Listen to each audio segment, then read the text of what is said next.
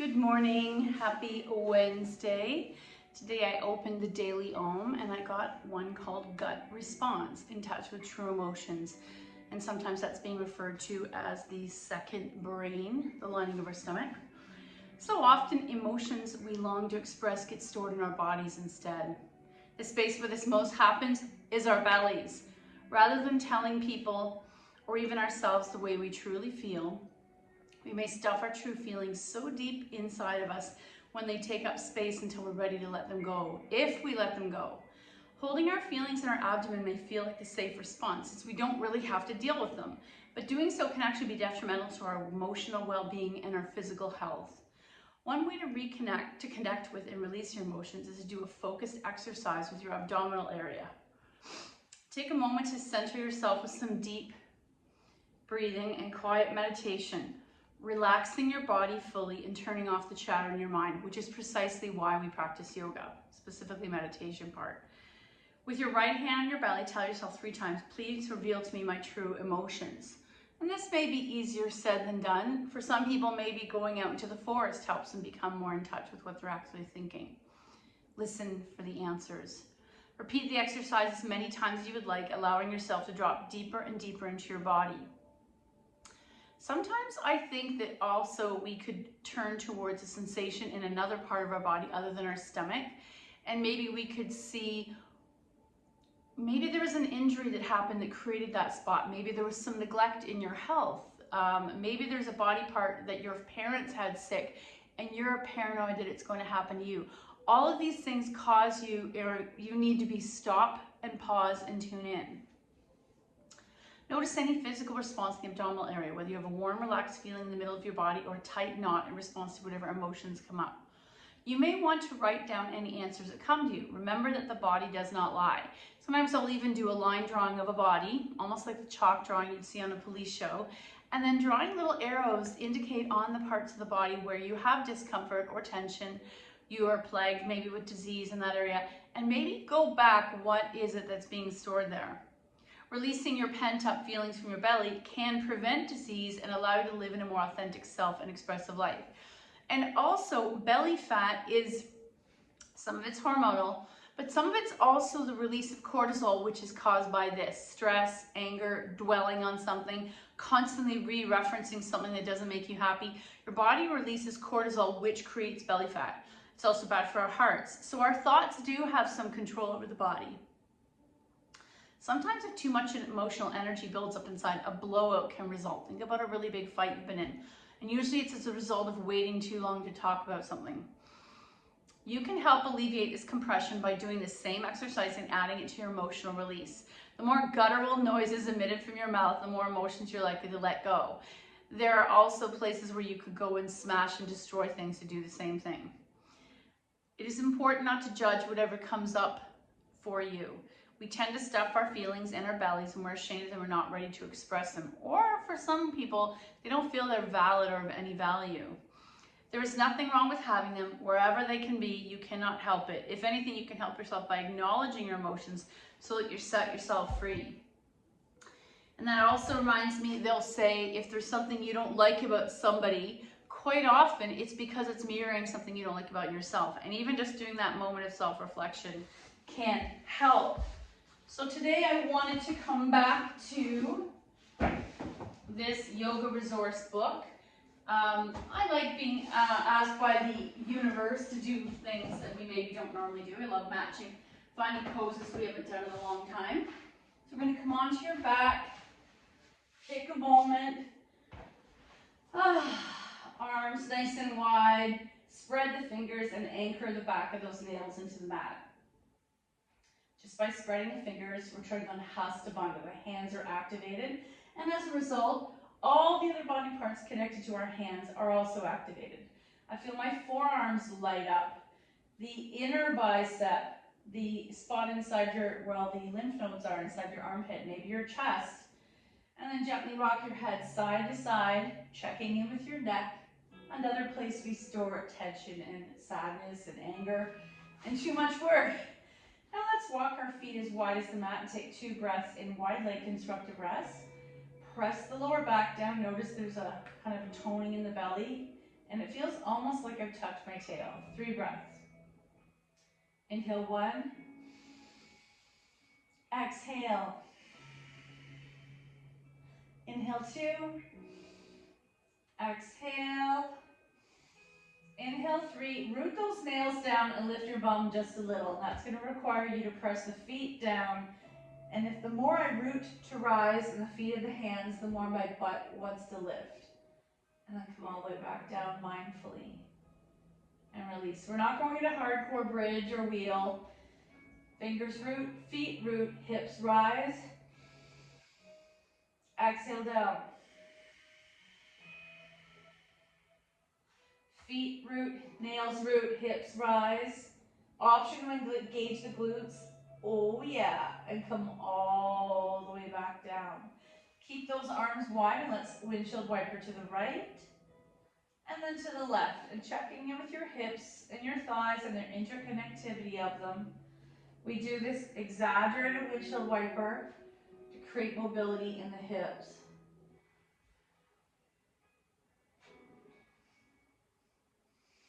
And then back to center, knees to chest, little boat.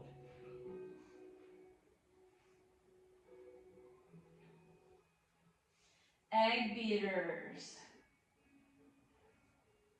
And then pull those knees together, take them to the floor on the left. Right arm's gonna open to a nice big T. If these knees don't stack, stick a block or folded blanket or sling between them. Inhale 1. Exhale, that arm really heavy. Inhale 2. Exhale. Inhale 3. Exhale. Inhale 4. Exhale. And inhale 5. Help yourself go all the way over to the other side. Left arm opens to a T, anchor those nails. Let's do 5 breaths. Inhale 1. Exhale. Inhale 2. Exhale. Inhale 3. Exhale. Inhale 4. Exhale. Inhale 5. Exhale back to center, little boat, or egg beaters. I'm going to take the knees wide for a moment, 3 breaths. Inhale 1. Exhale. Inhale 2. Exhale. Inhale 3. Exhale. Inhale 4. Flex the feet. Exhale for 5. Really push those knees wide open as comfortable. Inhale 5. Exhale. Right leg in. Left foot in the air. Point and flex. Lower that leg down. Flex. Feel that thigh wake up. Press the back of the heel into the mat. Drawing right thigh in. Let's take 2 breaths here, pressing that heel into the mat. So the foot is almost like you're standing, but there's no floor there. Inhale 1. Exhale. On the exhale, notice the thigh can fall deeper into the belly. Inhale 2. Exhale. Inhale 3. Exhale. Now you can point and flex. Left hand's going to take right knee over, single leg spinal twist. Right arm is out to a T. It doesn't matter how far over this knee goes. Back to center, little boat. Left leg in, right foot in the air, point and flex.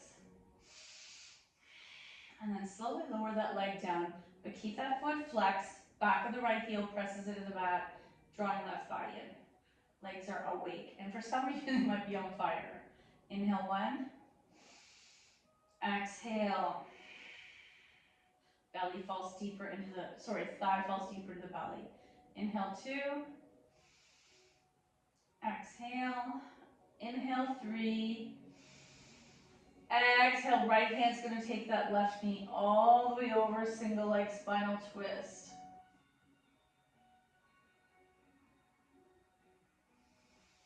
And back to center, little boat. Let's take our feet to the mat, grab your blocks, and do my favorite stretch for the hip. Lifting your bum up, placing that block horizontal like a shoebox, lowest level. Let's take 3 breaths here, wide arm to a T. One more time, spread the nails, anchor the back of the nails into the floor. Shoulders press down, biceps press down, forearms press down, belly softly engages towards the spine and don't move. Inhale 1. Exhale. Inhale 2. Exhale. Inhale 3. Exhale, can you lift your knees, ankles dangle. Inhale 1. Exhale. Inhale 2. Exhale, and inhale 3, feet in the air. Point and flex. Let's keep right leg in the air, left leg lowers all the way down. Pull the right knee in and pause. 2 breaths. Inhale 1. Exhale. Inhale 2. Exhale, and inhale 3, pick up that left heel, let it dangle. Inhale 1. Exhale. Inhale 2. Exhale, and inhale 3. Exhale, both feet to the mat, knees to chest, feet in the air. One more time. And I noticed if you're really skinny, which I'm not, I can feel this digging into me. Imagine most traditional studios use wood. Let's take right leg all the way down, left leg point and flex. Pull that knee in. Right heel is heavy to the mat. Inhale 1. Exhale. Inhale 2. Exhale, and inhale 3. Exhale, pick up that right heel, let it dangle. While we're doing this, there's an inclination to want to twist a little, go deeper. Keep those shoulders squared off. Keep the hips squared off. Inhale 1. Exhale. Inhale 2. Exhale. And inhale 3. Knees to chest, dangling. Inhale. And let it go. Feet in the air. 3 breaths, legs up the wall. Now your choice is arms to a T or cactus. Spread the nails and press them into the floor so the hands are active. Now the feet are active, flex, belly engages, and your pelvis is super heavy on that block. Inhale 1. Exhale. Inhale 2. Exhale, nice work. Inhale 3. Exhale, legs fall wide. Relax those legs, and let's see where nature or gravity takes them. 3 breaths. Inhale 1. Exhale. Inhale 2. Exhale, and inhale 3. Exhale, close. So let's take right leg in, left leg extends to the mat. Actually, sorry, take 2 blocks under the back. Unless you're happy with 1, that's fine too. Let's take 3 breaths in supported bridge. Inhale 1, lift the chin away from the chest, create the curve of the neck. Exhale, inhale 2. Exhale, and inhale 3. Exhale, knees bent, ankles dangle. Inhale 1. Exhale, inhale 2. Exhale, and inhale 3. Feet float in the air. Inhale 1. Exhale, inhale 2. Exhale and inhale 3. Exhale, let the legs fall wide. 3 breaths. Inhale 1. Exhale, inhale 2. Exhale and flex the feet for the third one. Inhale 3. Exhale, close. Feet to the mat, supported bridge. Option to stay here or do our final stretch here. Right leg in, left leg extend. Keep that heel on the floor on the left leg. Inhale 1, and the feet are softly pointed. Inhale 1. Exhale. Inhale 2. Exhale and inhale 3. Exhale, switch. Left leg in. Oh, sorry, did I dangle it? Now pick it up and dangle it. Inhale 1.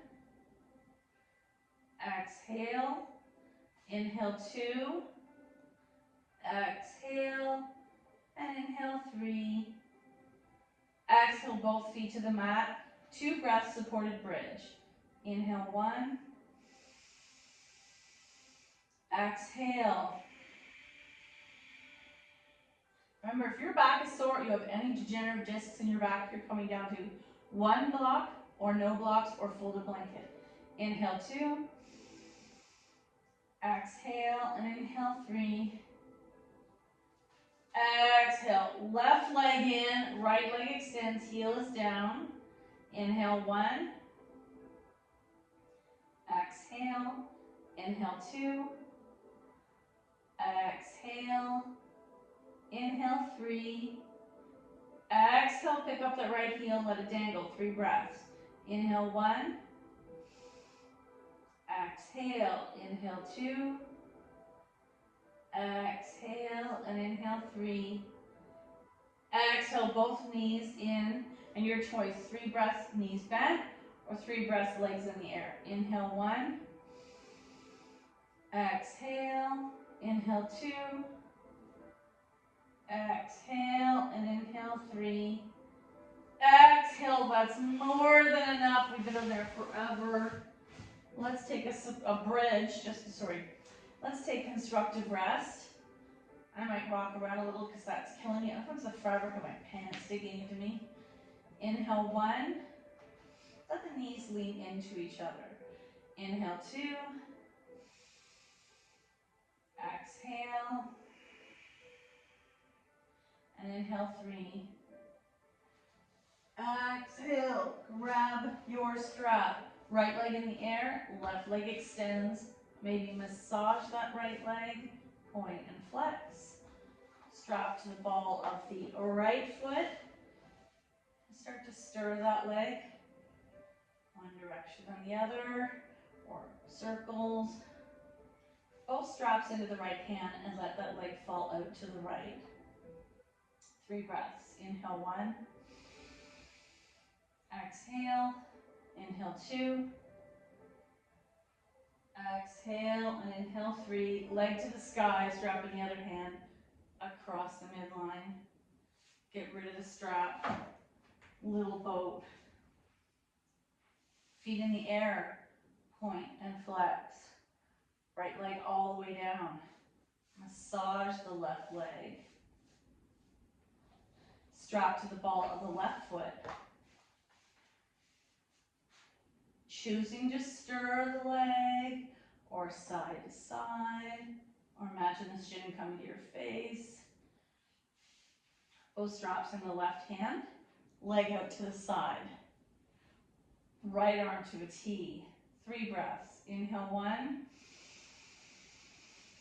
Exhale.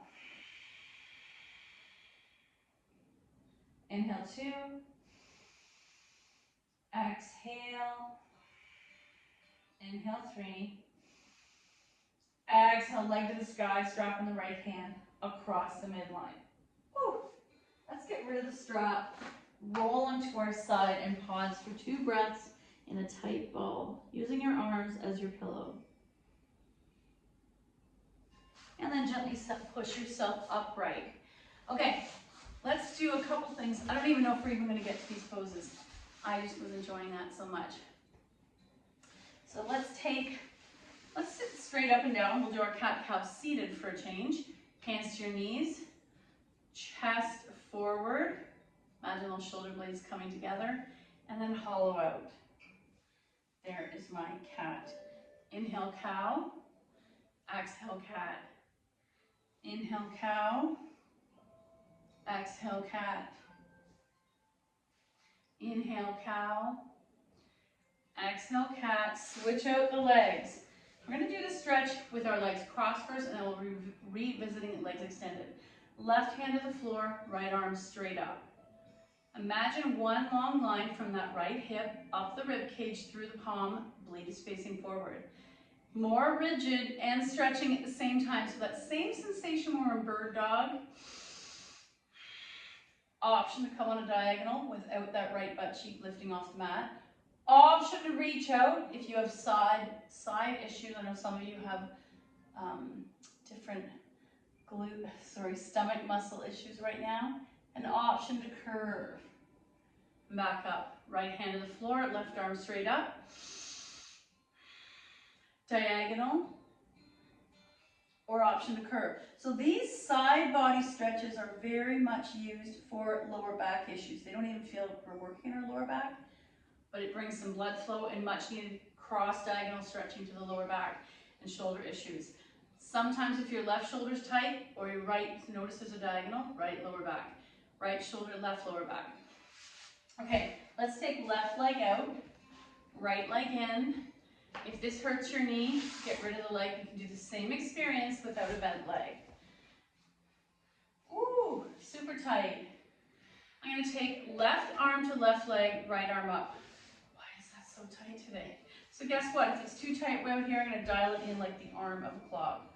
Reaching up, diagonal, reaching out from that right hip. Option to make it an arc like a ballet class. Option to take your hand to the base of your skull and rotate that right shoulder back, elbow to the ceiling. And come on out, let's do this side without undoing the leg. Left arm up, right arm down. Diagonal. Option to add the arc. And come on out. Right leg out, left leg in. This side feels a little better. Right hand, right leg. Left arm up, lengthen, answer the question. You can even spread those fingers as long as my blade is pointing forward. Diagonal, reach out that side body. Option to turn and look under the bicep, giving your neck and eyes a little tiny stretch. Option to turn it into ballet arc. Left hand down, right arm up. Diagonal. Option to add the arc. Option to bring your hand to the base of the skull. And come on out. Soles together, diamond. Let's hinge forward. How does that feel?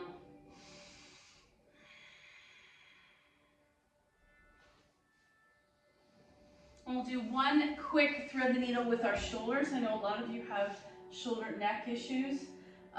For me, taking a hot bath or shower before I do my class helps.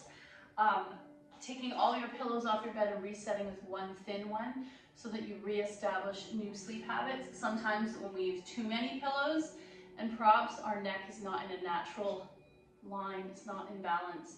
So coming into tabletop, left arm out to a T. Let's open and close, and we'll pretend our arm is a wing. We'll do this 3 times before we thread the needle. Left arm out. And your eyes are following the hands. So you're getting a little side body twist, but your eyes are also getting some yoga. Flex and open, that's 2. And you don't have to go as high as I'm going. I was in the hot tub before. Left hand down, flex and open. Oh, thread the needle. Left arm behind right needle. Right arm bend at the elbow. You're going to tent those right fingers and push the floor away. Left palm is turned up. I'm not putting a lot of pressure on my neck, and you may look over that right shoulder if you're enjoying this. If your neck is comfortable, you might take that right arm in the sky. Undo, extended child's pose. And And when I'm in extended child's pose, each exhale, I'm pressing my chest deeper towards the earth, stretching that place that is impossible to get to behind our heart. Let's do the other side. Coming to tabletop, right arm to a T, flex that palm and start to twist, maybe open and stack. Your eyes are looking at the fingers. Bring the hand down. One more time, flex, open and stack. Bring it back down. Last time, flex, open and stack. Option to thread the needle. I take that right arm behind my tented left fingers, left elbow bent at the right angle. Right palm is up. Spread those nails and press them into the mat. We're turning on the hand and the arm. Option to look up over that left shoulder, watch your neck, or left arm in the sky. Undo, extended child's pose.